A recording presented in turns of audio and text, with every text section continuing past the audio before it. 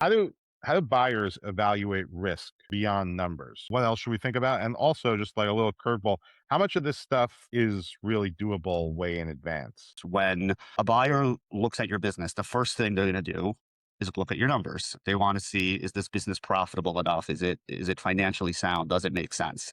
And if they conclude that the answer is yes, and they construct an offer based on those numbers, the next question becomes, and a lot of the subsequent due diligence will focus on, is there anything outside the four walls of those numbers that isn't showing up in the financials, that we can't glean from the numbers, that we need to understand about this business, that is kind of like an off financial statement risk, off financial statement opportunity, something about this business that can't be captured just by the numbers.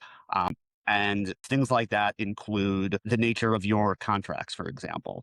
And when we talk about contracts, we're talking about contracts with customers, contracts with suppliers, contracts with key members of your management team. Are these relationships that you have merely arrangements where, we call up our suppliers and we order product when we feel like it, when we do the same thing to our customers? Or do we have binding long-term written contracts with them? Can we count on the business from these customers to recur?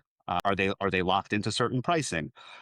Are these contracts able to be transferred as part of a sale? All of these things really go to the actual value of those relationships, because I can see in your numbers that you generate X dollars in sales a year, but if I have no assurance that those sales are going to continue after I buy your company, then what have I really bought? And those are the types of things that you absolutely can tackle head on way in advance of a sale.